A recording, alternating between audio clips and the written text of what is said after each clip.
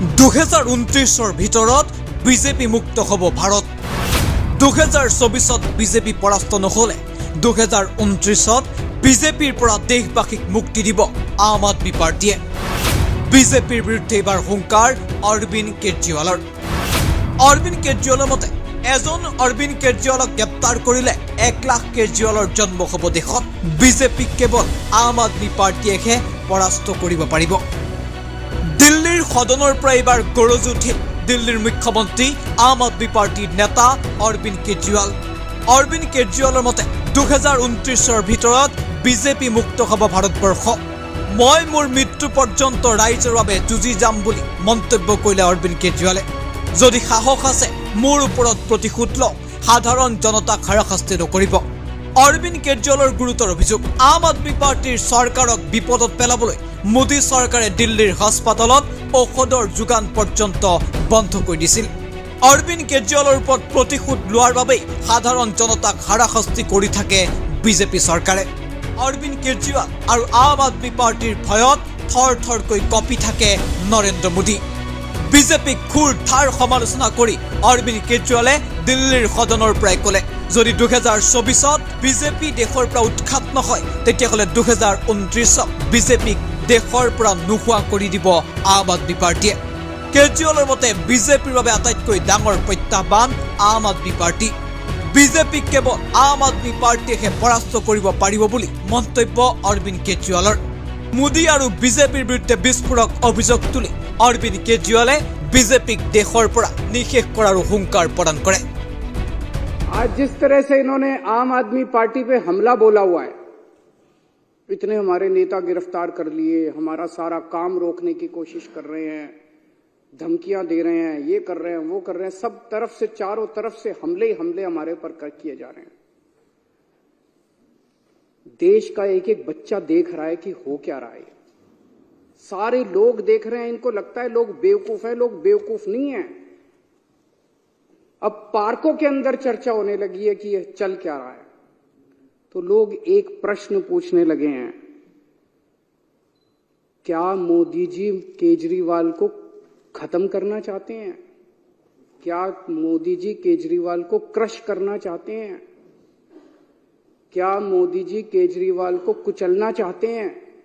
ये मैं नहीं पूछ रहा, देश का बच्चा बच्चा पूछने लगा है। जिस तरह का अटैक आम आदमी पार्टी के, इतने सारे हमारे नेता गिरफ्तार कर लिए, कभी भारत क्या दुनिया के इतिहास में हमारा नंबर 2 भी अंदर है, नंबर 3 भी अंदर है, नंबर 4 भी अंदर, अब कह रहे नंबर 1 को भी अंदर डालेंगे। तो इस तरह का आक्रमण कभी नहीं देखा गया। तो ये चर्चा चल रही है, ये क्यों हो रहा है? क्योंकि आज पूरे देश के अंदर बीजेपी का सबसे बड़ा चैलेंजर आम आदमी पार्टी है। आज अगर बीजेपी को खतरा है, भविष्य का खतरा है, तो केवल और केवल आम आदमी पार्टी से खतरा है। इसलिए बीजेपी येन केन प्रकारेण जो मर्जी करके आम आदमी पार्टी को कुचलना चाहती है। और आज पूरी जिम्मेदारी के साथ मैं कहना चाहता हूं, इसमें कोई अहंकार नहीं है कि 2024 के अंदर बीजेपी अगर नहीं हारी लोकसभा चुनाव तो 2029 के अंदर आम आदमी पार्टी इस देश को बीजेपी से मुक्ति दिलाएगी। 12 साल पहले ये पार्टी बनी थी, एक 12 साल का छोटा सा बच्चा है ये पार्टी। इस 12 साल के बच्चे ने इतने बड़े बड़े पार्टियों को चने चबा दिए। इस देश के अंदर 1350 पार्टियां रजिस्टर्ड हैं, 1350। उन्हीं में से एक पार्टी आम आदमी पार्टी थी। जब हमारी पार्टी 26 नवंबर 2012 को रजिस्टर की गई थी, रजिस्ट्रेशन के लिए अप्लाई किया था हम लोगों ने 2012 26 नवंबर आम आदमी पार्टी का रजिस्ट्रेशन आज से 12 साल पहले अप्लाई किया गया था। मात्र 10 साल के अंदर आज तीसरी सबसे बड़ी पार्टी बन गई है पूरे देश के अंदर। बीजेपी और कांग्रेस के बाद तीसरी सबसे बड़ी।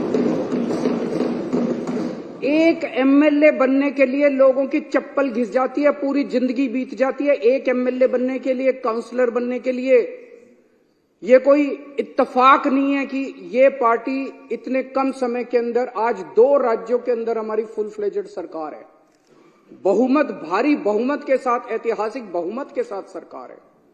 दिल्ली के अंदर 70 में से 67 सीट इतिहास में कभी नहीं आई। पंजाब के अंदर 117 में से 92 सीट पंजाब के इतिहास में कभी नहीं आई।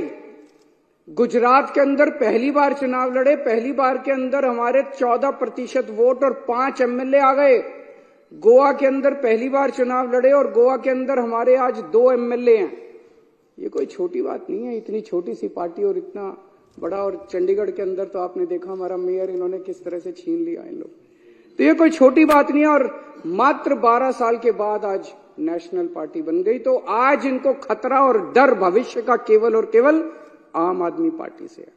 और ये भी जानते हैं, और फिर मैं दोहरा रहा हूं कि अगर ये 2024 में जीत जाते हैं तो 2029 में बीजेपी को इस देश को बीजेपी से मुक्ति आम आदमी पार्टी दिलाएगी।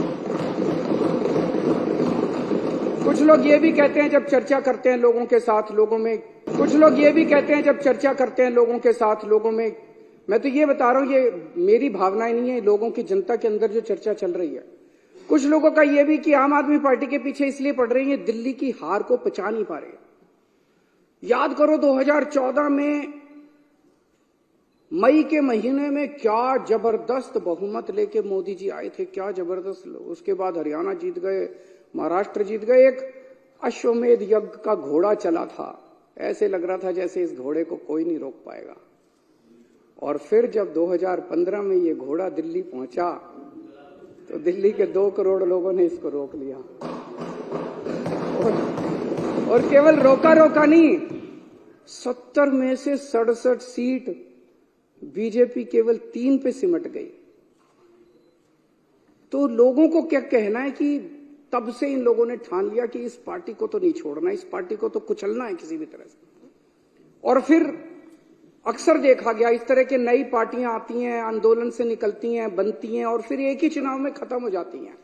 इनको पूरी उम्मीद थी कि एक चुनाव के बाद हम इतना इनको तंग करेंगे। आने के बाद इन्होंने बहुत तंग किया, हमें काम नहीं करने दिया इन लोगों ने। लेकिन 5 साल के बाद इनको उम्मीद थी चलो 2015 तो जीत गए, 2020 में इनकी सरकार नहीं बनने दें। फिर 2020 के अंदर 70 में से 62 सीट, ये 8 सीटों पे से 2019 में इतने भारी 303 सीट लेके लोकसभा के अंदर जीते, लेकिन उसके बाद दिल्ली के अंदर आके हार गए। तो इनको ये दिल्ली की हार पच नहीं रही। News desk any talks.